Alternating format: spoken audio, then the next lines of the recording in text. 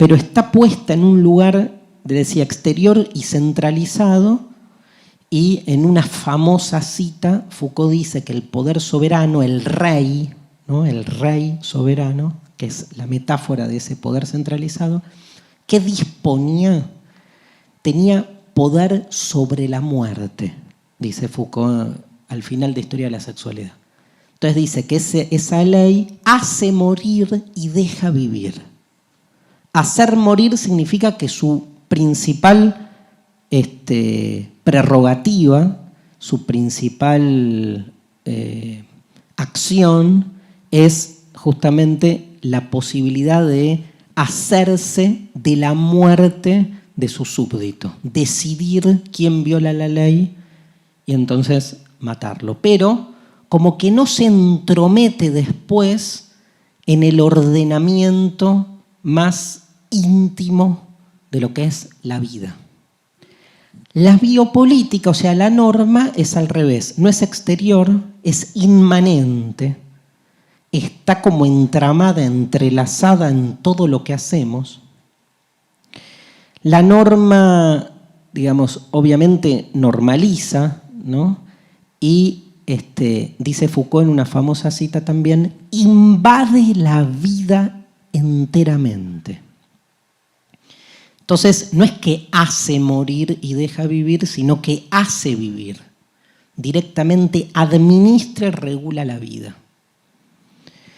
De manera tanto individual, en lo que Foucault llama la anatomopolítica, y de manera más poblacional, que es donde se juega la biopolítica. Pero hay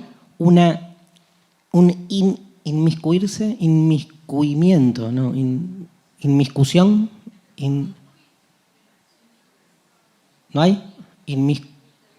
Cuidado, inmiscuirse del poder a través de la norma de una manera totalitaria, porque lo que hace la norma claramente es ir definiendo los comportamientos por la positiva. Diríamos, si la ley lo que hace es actuar en tanto poder desde la negativa, es un poder decir que no, ¿sí? Es un poder represivo. La hipótesis represiva de la sexualidad corresponde a este poder soberano.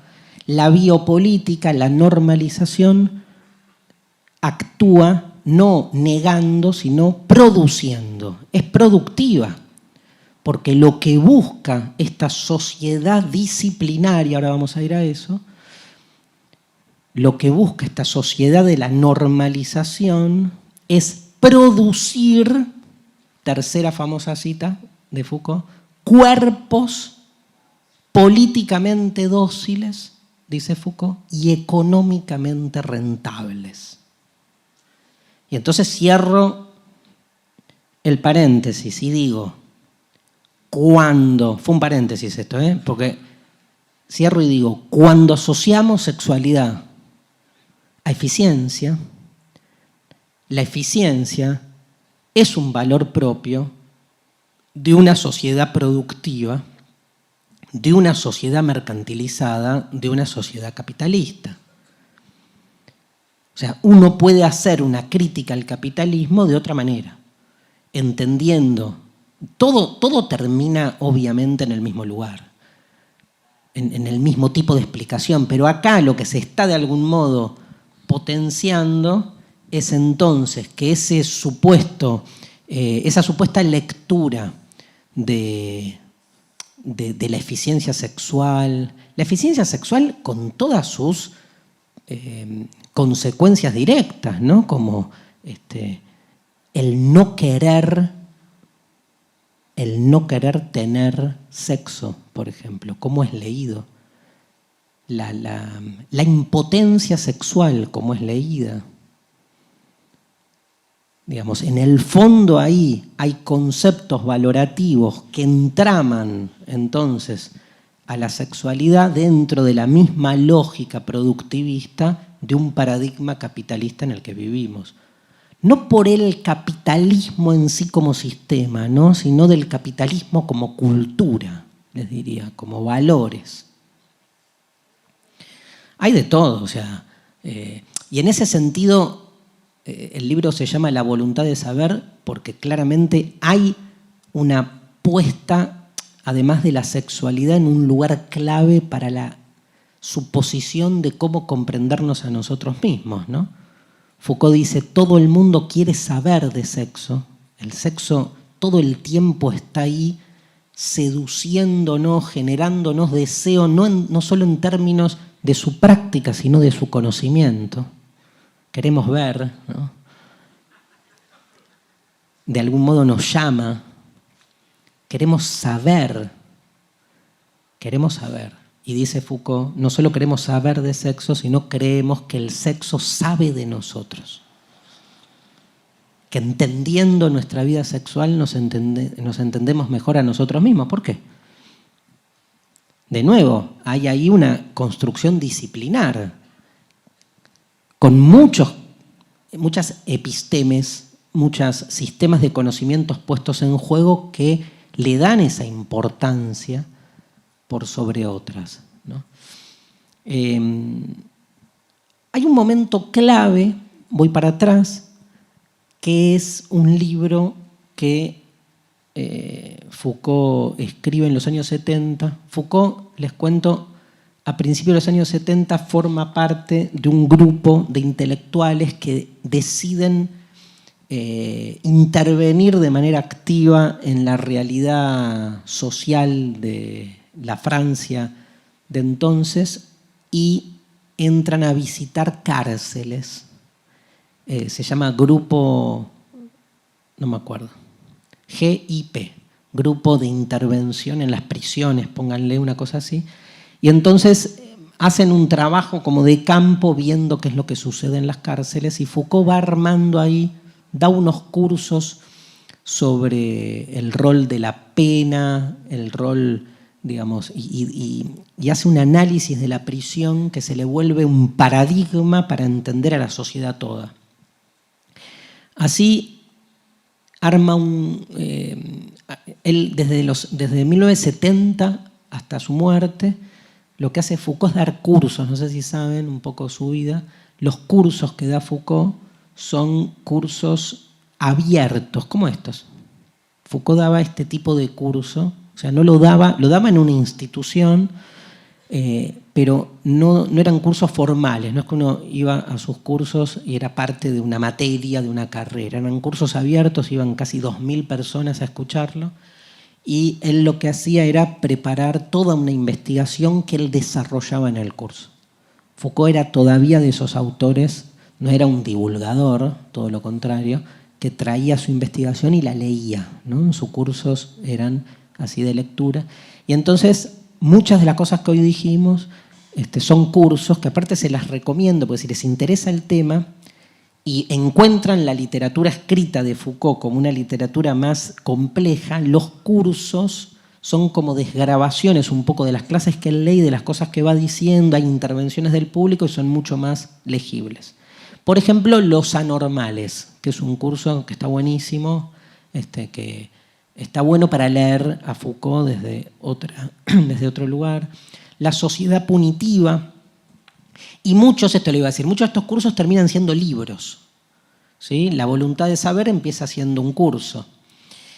El libro del que hablo es Vigilar y Castigar. Es un libro donde básicamente Foucault analiza la cárcel y analiza los cambios que se producen en el sistema de punición en las sociedades en las que vivimos. Lo que encuentra Foucault básicamente es que a la par que el capitalismo va transformando nuestra sociedad y va buscando generar cuerpos económicamente rentables, las microinstituciones se modifican en función de esa necesidad. Ahora lo explico, pero paréntesis. Foucault nunca, o sea, no es un filósofo, de hecho creo que no estudió filosofía, o sea, estudió medicina, psicología, no estudió de manera formal, pero puedo estar diciendo una pavada, digamos, pero no es un filósofo en el sentido clásico de su manera de trabajar. Tiene mucha empiria, mucha investigación histórica y mucha investigación en el campo. Digamos, aparte es muy propio de nuestros tiempos, ¿no? ¿Qué es Foucault? Si es sociólogo, filósofo, no se entiende porque es un poco una mezcla de todo. Y eso es lo que lo hace tan interesante. Pero digo, él encara los temas al revés. No va de lo conceptual a después ver cómo se manifiesta en una situación concreta, sino que hace al revés Foucault. Analiza la cárcel y encuentra la cárcel como un dispositivo que le permite entender el funcionamiento de la sociedad toda. Y entonces ve que en menos de 100 años se pasó de un sistema de punición pública donde a los culpables se los destrozaba en la plaza pública para que todo el mundo vea cómo alguien que se mandaba una cagada era torturado, despedazado, guillotinado. Vigilar y castigar empieza, digamos, no lean las primeras páginas de Vigilar y castigar comiendo, por ejemplo. Porque cuenta la historia de un tal Damians, que era alguien a quien se lo condena, no me acuerdo por qué, y le van como destrozando el cuerpo delante de la vista de todo el mundo. Y lo que muestra Foucault es que creo que 75 años después, digamos, increíblemente, con una sociedad económicamente en cambio, se abandonan estas prácticas y la cárcel empieza a conformarse en su sentido más tradicional, donde lo que se busca es hacer del preso un ser normativizado, disciplinado, al que se lo quiere de algún modo recuperar para, digamos, que su cuerpo, su corporalidad, vuelva a ser parte de toda esa fuerza productiva necesaria para que la sociedad funcione.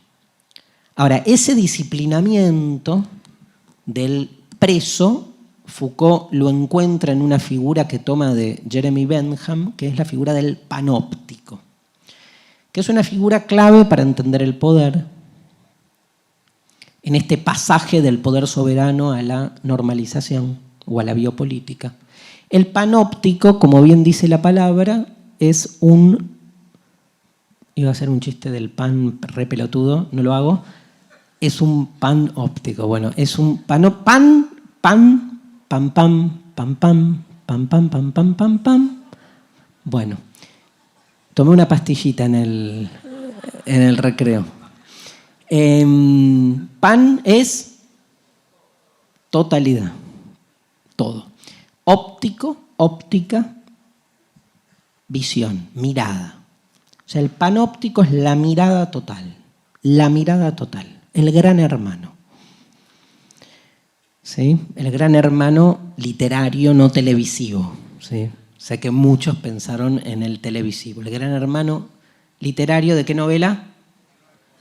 1984, es, digamos, aquella disposición tecnológica que permite al poder estar todo el tiempo viéndonos.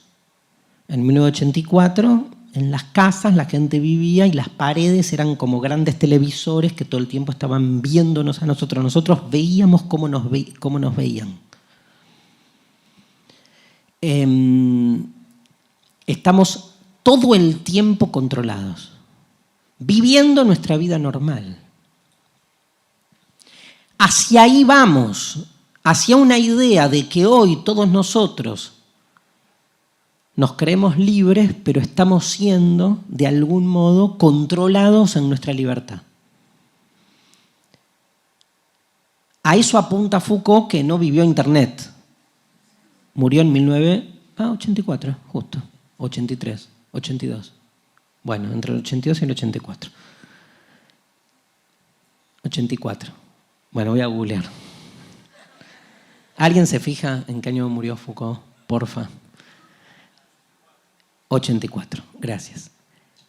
muere antes de la revolución informática, una revolución que de algún modo está anticipada en esta lectura que hace Foucault de un mundo en el que, estando conectado, se genera esta situación de normalización de la libertad.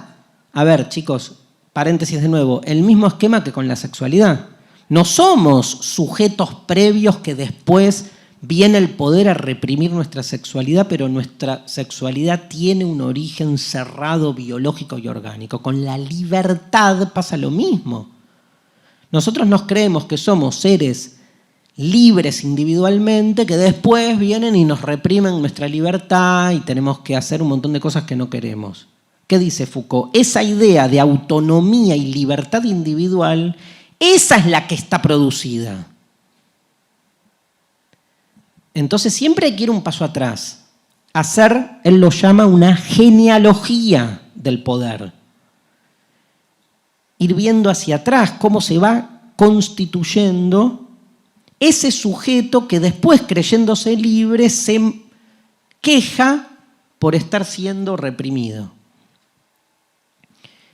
Esa libertad, ¿no?, como un estado, digamos, originario del que provenimos, pero de modo definida, es la que se ha instalado naturalmente como un derecho inalienable. Ganó el liberalismo.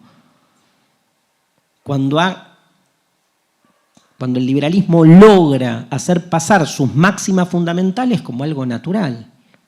Ya ni siquiera hablo de creer que la ley de oferta y demanda, que las leyes económicas fundamentales son leyes naturales como ha propiciado y sigue propiciando el liberalismo. Estoy hablando de un paso previo, que es entender a ese sujeto autónomo como algo real. Autónomos, el que se da su propia ley. En el panóptico se llega a un punto extremo, dice Foucault, de este observar que nos están observando, genera lo que Foucault llama el autodisciplinamiento. Esa es una práctica típica carcelaria, práctica que funciona de modo muy eficiente, una gran creación que el que no la conoce supone lo siguiente: es una cárcel pensada de manera circular, con una torre en el medio, torre que en sus alturas habitan los policías, los vigilantes, que observan desde esa torre, como la cárcel es circular y las celdas están posicionadas una al lado de la otra, de modo también circular, enfrentadas a la torre, hace que cada preso en su celda, desde su celda, esté siempre observando la altura de la torre. Desde la torre se pueden ver todas las celdas y desde cada una de las celdas se puede ver la torre. El tema es que los policías están arriba en la torre y esa torre está recubierta, ponele, con un vidrio opaco. De esos vidrios que uno no llega a ver si del otro lado hay alguien mirándome. Sospecho que sí, pero del lado de adentro me pueden ver aunque yo no lo veo. Entonces, el preso supone que del otro lado hay alguien observándolo 24 horas, pero del otro lado puede no haber nadie. ¿Puede no haber nadie? No lo sé. Ahora, si 3 veces por día entra una cuadrilla de penitenciarios a la cárcel, a la celda que está al lado mío y caga trompadas al de al lado por haber violado algo y me caga trompadas a mí al otro día y al otro día otro, se va generando una sensación de que nos están mirando, porque si no, no bajarían y le pegarían al de al lado. Algo hizo. Algo habrá hecho el de al lado. Claro, cuando me cagan a golpes a mí, yo sé que no hice nada. Entonces dudo. ¿No será que le están pegando a todos igual que como me pegan a mí? y todos no han hecho nada como yo no hice nada. Claro, pero no funciona así la mente más de alguien que está siendo disciplinado, ¿no? Uno piensa que lo suyo fue un error y que el otro está bien cagado a piñas, porque el malo siempre es el otro y el bueno siempre es uno, ¿no? Nos cuesta más, diríamos en términos de conciencia de clase, nos cuesta más pensar que nos están haciendo lo mismo a todos que pensar que yo soy el ejemplo y todos son unos pelotudos que se mandaron alguna cagada. Pero estos esquemas que utiliza el poder son muy eficientes. Porque ¿qué busca el poder en definitiva? Busca, mira la palabra clave, el autodisciplinamiento. El autodisciplinamiento significa que haya o no haya alguien arriba de la torre, yo, por las dudas, me voy a cuidar. Ese por las dudas me voy a cuidar significa el triunfo del poder. Hasta les diría que en algún punto puedo dejar las celdas abiertas. Hasta les diría, y ahí avanza Foucault y uno dice, pará, es mucho, no quiere y quiere leer hasta Foucault avanza y uno se va dando cuenta que en realidad esa estructura panóptica y ese autodisciplinamiento excede la cárcel y uno lo empieza a visualizar en otros ámbitos. Porque la matriz del autodisciplinamiento está presente ¿dónde? En la escuela, en la religión. Dios es un gran observador, es un gran ojo. Vieron que la tradición judía usa un gorrito que se llama la kipá, que lo que dice la liturgia es que es el ojo por donde Dios observa nuestro alma. Tremendo. O sea, tenés el ojo de Dios encima de tu cabeza. O sea, es muy fuerte. Porque las otras, bueno, está en el cielo, yo qué sé, hay como uno dice, la atmósfera por ahí no lo deja ver bien. Pero el agujero justo arriba del cerebro, aparte, o sea, no te permitís una distracción. Pero esta idea de la religión, muy bien, la escuela, la fábrica, la familia. Foucault dice la oficina y Foucault dice el hospital. Bueno, el WhatsApp, eso es lo que uno después empieza obviamente a trabajar más allá de lo que Foucault, digamos, Foucault no usaba WhatsApp porque el WhatsApp no existía, no analiza las redes sociales, pero las redes sociales suponen un comportamiento de normalización. Obviamente, dentro del mismo esquema, pero lo que importa acá es la normalización y el autodisciplinamiento. ¿Cómo se va construyendo el autodisciplinamiento? Entonces es mucho más interesante el desarrollo que hace Foucault, pónganle, en la escuela tenés la figura del examen, la nota.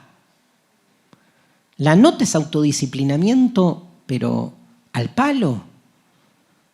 Porque es, incluso les diría, en términos de burocratización del conocimiento, la nota es la deserotización absoluta del placer por el saber. Y entonces es la prioridad de una nota que no necesariamente traduce la relación erótica, cito a Platón, del alumno con el conocimiento. Digo, en definitiva, ¿qué mierda queremos de nuestros alumnos? ¿Que sean grandes especialistas en sacarse buenas notas en exámenes? ¿O que se enganchen y se conecten y haya, digamos, una apertura y un amor por su propia transformación a través de lo que aprenden? Bueno, estamos hablando de, digamos, la especialización última en una carrera universitaria que determina que un tipo meta bien un bisturí o no. Estamos hablando de la primaria, de la secundaria. Entonces me parece que ahí se provoca el autodisciplinamiento como un modo también de construir un tipo de sujeto, un tipo de individuo. Yo he tenido alumnos brillantes en su capacidad de sacarse 10 en todas las pruebas. Brillantes, no aprendieron un pomo, pero saben muy bien cómo encarar un examen. Se han vuelto burócratas de los exámenes. Saben qué es lo que tienen que contestar, qué es lo que tienen que estudiar. Incluso te diría que pueden estudiar mientras whatsappean en paralelo, porque la libido les pasa por otro lado, ¿eh? Pero son expertos en esa especialidad, ¿no? Y probablemente ese tipo de educación nos haga ascender muchísimo en esos exámenes de control de calidad, cual productos de alumnos que se convierten en expertos en dar las respuestas pertinentes. Pero para los que creemos que la educación tiene que ver con el amor, en el sentido amplio del término, porque el amor es básicamente el encuentro con el otro, haciendo del alumno un experto en rendir exámenes, lo que hacemos es desotrarlo. Porque lo que nos interesa como docentes del alumno es que el alumno saque la nota que yo quiero colocar en mi acta para mostrar que como docente he generado alumnos excelentes.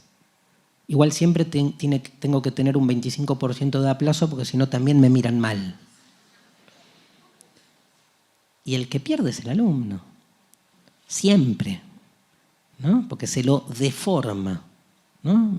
Este verbo que todavía se usa en la jerga docente, que es venimos a formar alumnos, como si los alumnos no tuvieran forma, ¿vieron? Vinieran así tipo como una especie de masa. No tienen familia, no tienen historia, no tienen clase social, no. Vienen ahí las masas y nosotros los formamos porque nosotros tenemos la forma, ¿no? La poseemos a la forma porque somos falogocéntricos. Tenemos la posesión del conocimiento frente a estos alumnos carentes de luz, con esa pelotudez de la etimología de alumno como el falto de luz. Y entonces, entre que no tienen forma y no tienen luz,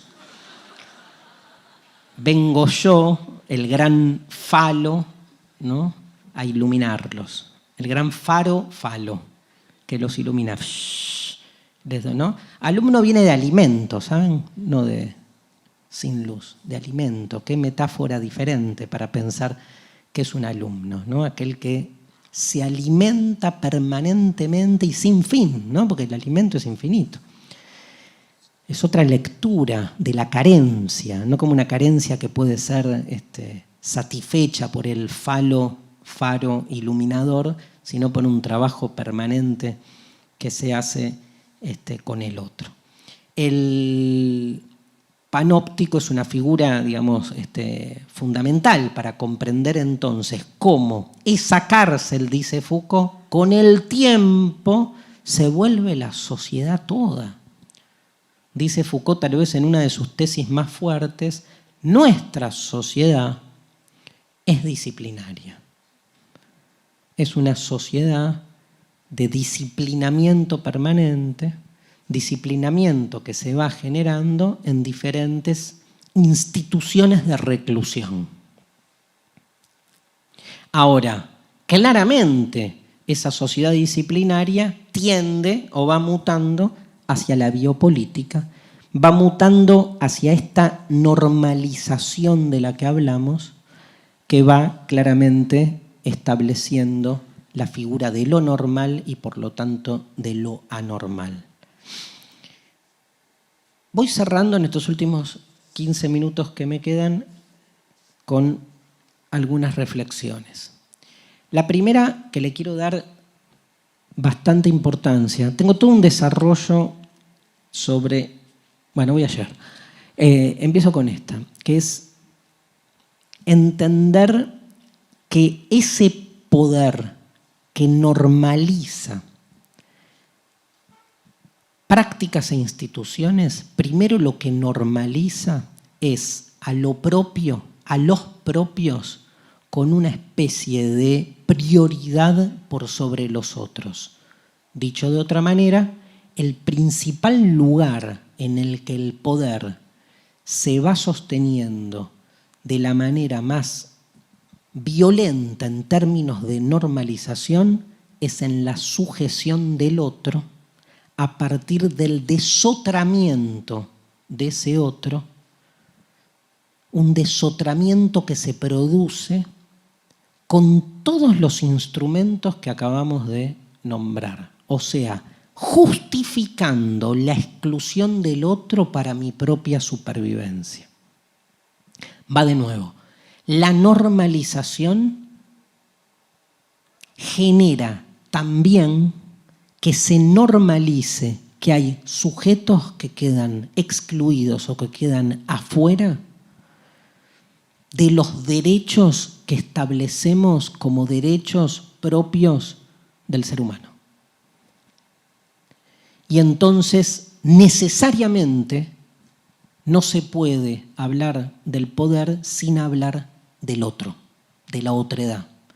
Porque es el lugar donde el poder más logra su objetivo, que es desotrando al otro, esto es, quitándole su singularidad y colocándole en el lugar que nosotros necesitamos que el otro ocupe para nuestro propio desarrollo, nuestra propia supervivencia, nuestra propia realización. El caso de los alumnos en relación al docente que di recién es un caso, un ejemplo en esa dirección. Desconectamos absolutamente con la otredad de nuestros estudiantes para hacer del estudiante lo que nosotros necesitamos que él sea para nosotros. Ese alumno como un otro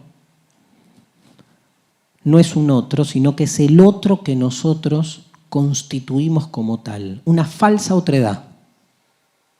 Una otredad que surge de nuestra propia proyección, de nuestra propia necesidad, hasta de nuestra propia falencia. Si ese alumno otro no es más que la nota que nosotros necesitamos poner en un acta, bueno, no es un otro. ¿Qué sucede con esa otredad del alumno? Nos excede. Hasta incluso les diría que no nos importa.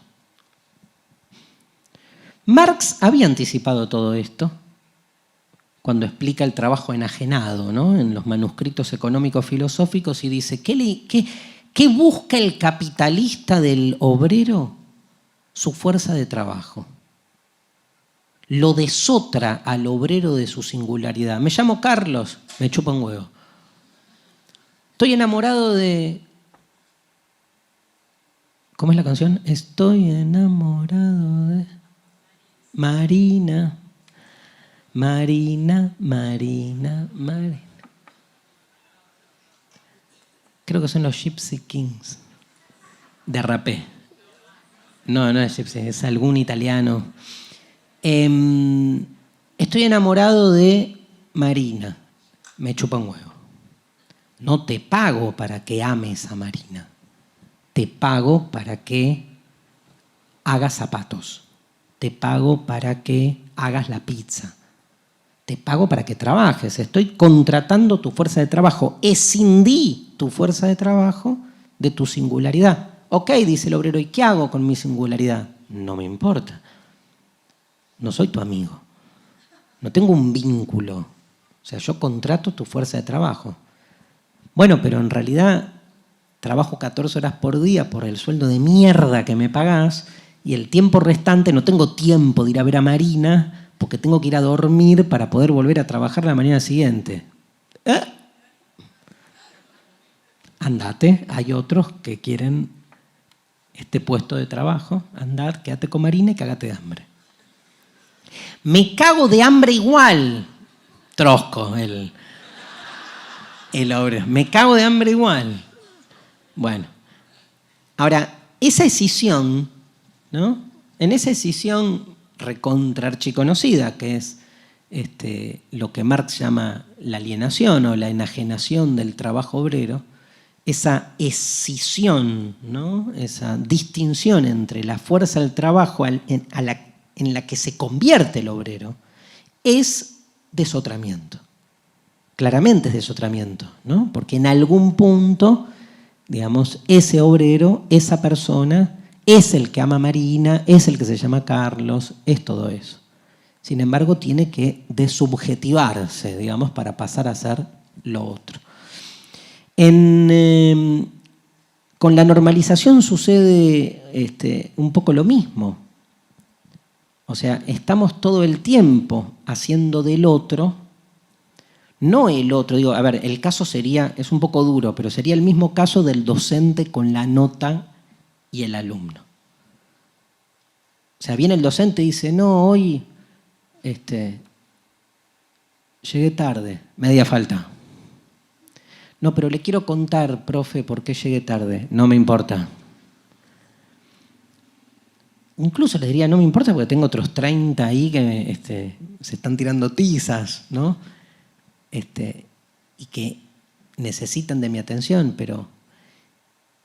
Y uno que más o menos se cree bueno, dice, bueno, contame, con media oreja. Y el chico relata, ¿no? Y cuenta, ¿no? Toda una escena familiar, obviamente, con un padre que llegó tarde porque se quedó trabajando, y la madre, y la otredad puesta en juego de un ser que vive su vida y en un ámbito social, comparte con compañeros, con un referente en el que confía, tiene fe, que es el docente. Y uno dice, ¿terminaste? ¿Estudiaste para hoy?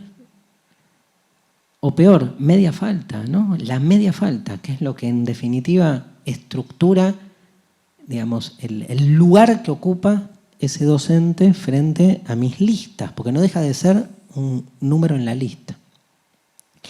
El tema es que, digamos, uno lo piensa al revés, ¿no? Cuando uno lo plantea así, dice, estás politizando el aula. Estoy politizando todo, no el aula. Digamos, se trata de pensar al poder atravesando todas las estructuras de la existencia. Entonces, el tema de la autoridad está directamente ligado. Hay un punto último al que llega la disolución absoluta de la autoridad, que lo dejo para trabajar el año que viene, en el seminario que sigue. El año que viene seguimos, obvio. Así que lo dejamos para ahí, que es una figura muy interesante y problemática, que la trae, se viene trabajando hace rato, pero tiene como dos formulaciones. Una es la que hace Hannah Arendt, que la llama la banalidad del mal. Y otra la hace en tiempos recientes Giorgio Agamben, con un libro que cambia un poco, digamos, primero su desarrollo intelectual. Agamben es brillante, pero además nos nutre de la posibilidad de trabajar estos temas desde otra perspectiva. Un libro que se llama Homo Sacer. Homo Sacer. Ambos textos ambos conceptos es como que son muy provocativos con las lógicas con las que venimos pensando. En el caso de la banalidad del mal, la ética, y en el caso de Homo Sacer, el derecho, digamos. Pero la matriz es la misma. En la banalidad del mal, lo que encuentra Hannah Arendt presencia el juicio de Adolf Eichmann cuando... Bueno, el que sabe algo de esta historia es fascinante y tremendo. Eichmann es el tercero en el mando del nazismo y que tuvo como función, si no me equivoco, era ingeniero, y tuvo como función diagramar los trenes para lograr que llegara la mayor cantidad de judíos, en principio, a los campos de exterminio.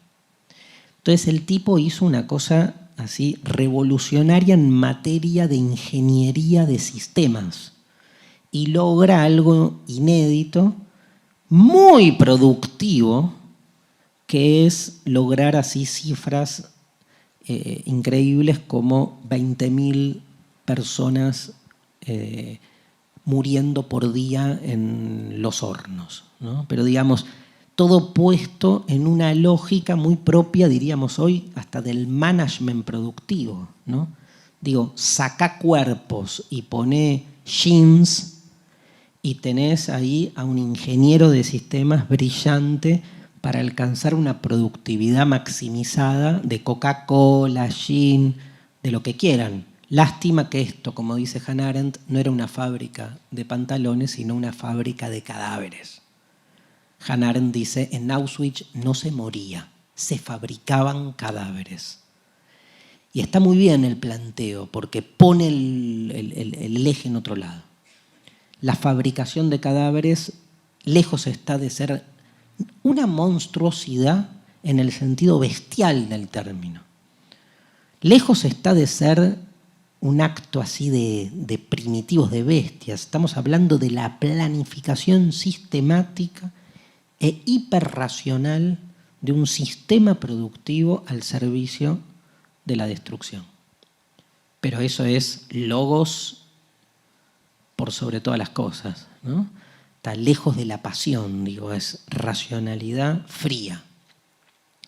El tipo se escapa y logra, es uno de los nazis así como más buscados que logra escapar y camuflarse. ¿Y a dónde va a vivir? Argentina, ¿sabían?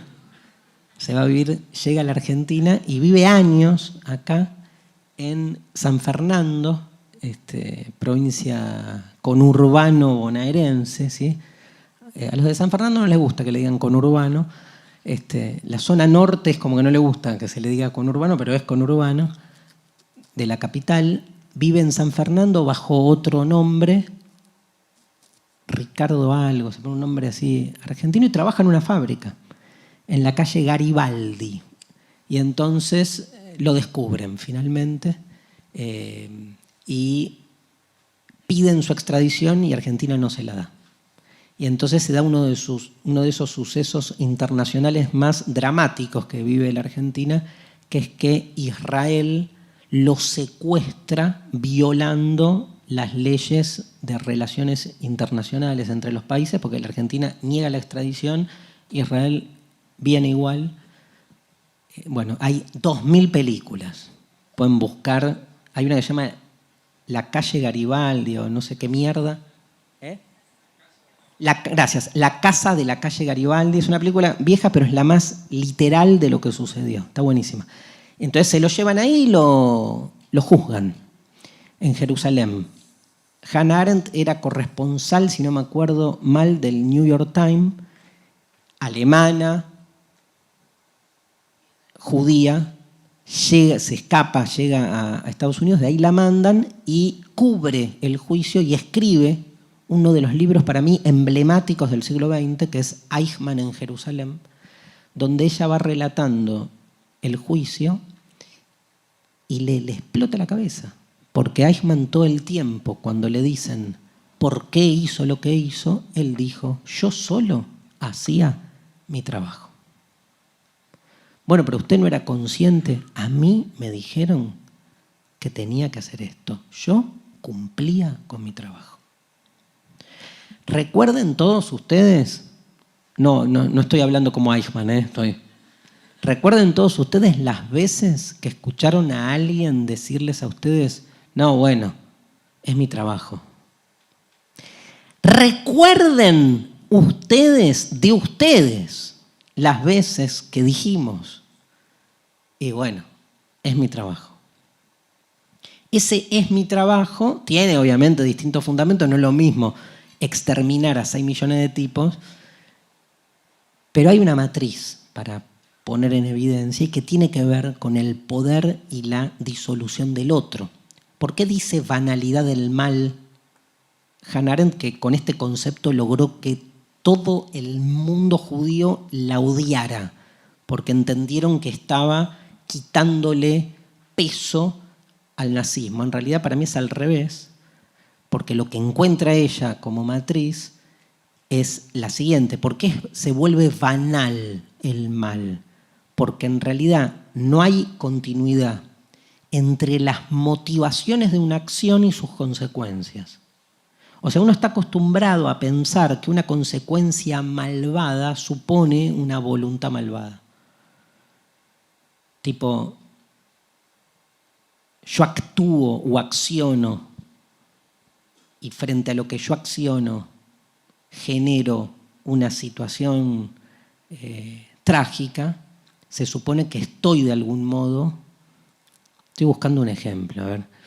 Es como si les dijera, digamos, quería hacer un parangón con el accidente de avión de anteayer, pero sin entrar directamente al accidente. Es como si yo le dijera, a mí me dijeron de la aerolínea, yo soy capitán de vuelo, a mí me dijeron de la aerolínea que no gaste más de tanta cantidad de combustible. Y entonces, por cumplir con mi trabajo, y me dijeron, cuanto menos combustible gastás, vas productivamente ascendiendo en tu salario. O sea, hay una línea que muestra que si vos gastás menos combustible de lo normal, te vamos subiendo 5%, 10%, 15% de salario. Entonces, el primer vuelo no pasa nada, el segundo tampoco, el tercero, el cuarto, ¡pum! Ahora vos decís, ¿qué? ¿Los quiso matar? Y no, la lógica era otra, o sea, la motivación es otra. ¿Cuántas historias de cabos, tenientes hay en la Argentina de la dictadura de torturadores que cuando le preguntaban por qué con tanta hazaña te decían, es que si torturábamos más de 10 tipos por día nos pagaban un premio? Vos decís, ¿cuánto era el premio? 10%. ¿De qué salario? Ponele 15.000. O sea, 1.500 pesos. Entonces vos decís, con 1.500 pesos de más, eso hizo que 10 personas sufrieran un determinado tipo de tortura que a la mitad les cagó la vida. ¿Lo valen 1.500 pesos? Y el tipo te dice, esa no es mi lógica.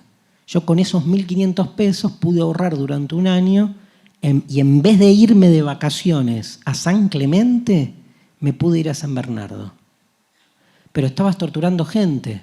No, estaba cumpliendo con mi trabajo. Lo exageré un poco, pero eso es la banalidad del mal.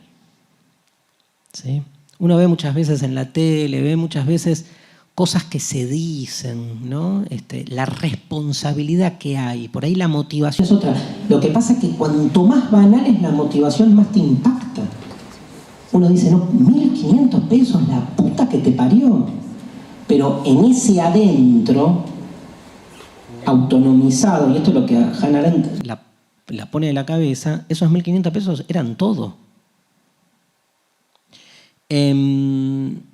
Yo me acuerdo cuando yo hice todo un recorrido por los campos de exterminio, fui a uno de ellos que está en el medio de una ciudad y que tiene una alambrada que separa al campo de las casas. Entonces cuando estaba ahí, entras a una cámara de gas, ves todo lo que pasó ahí.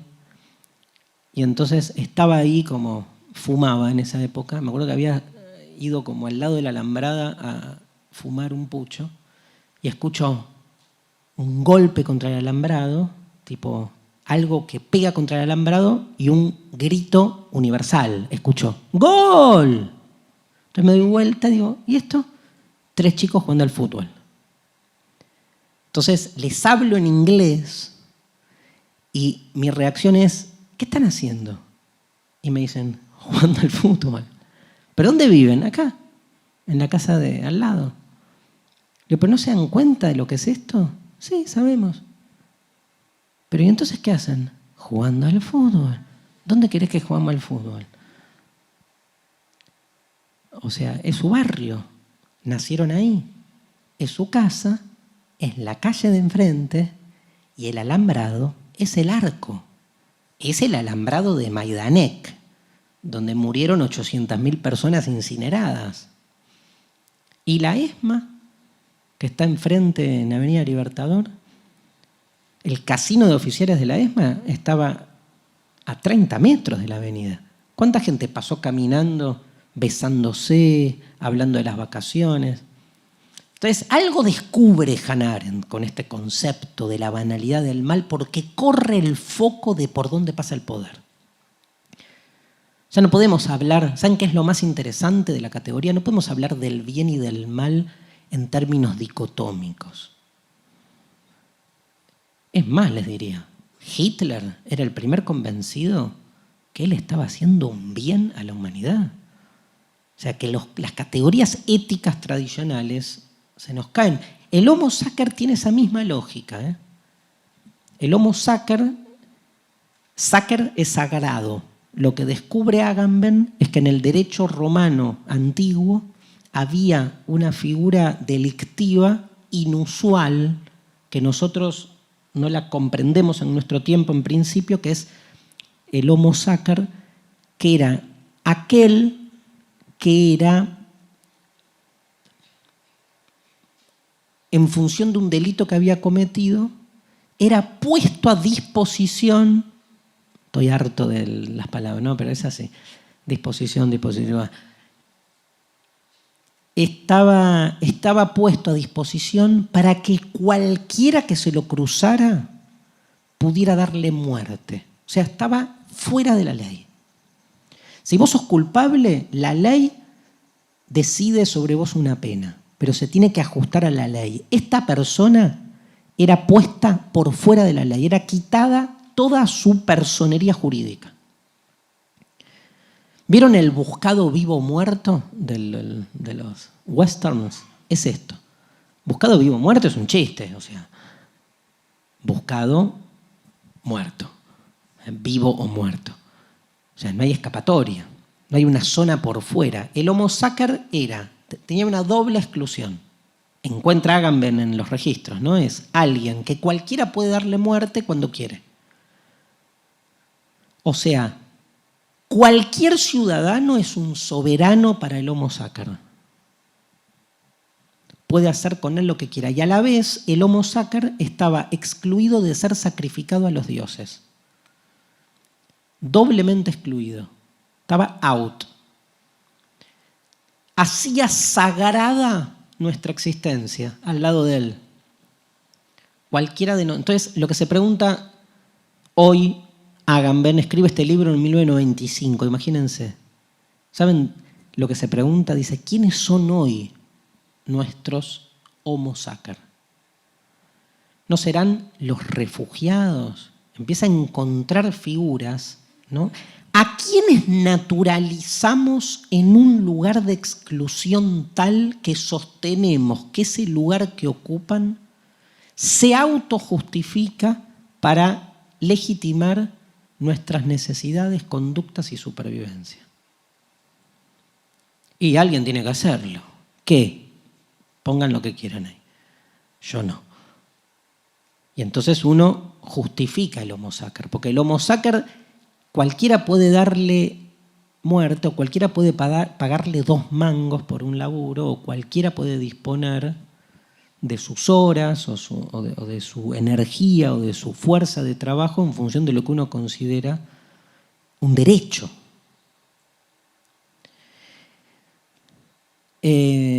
Juro que cierro con esto.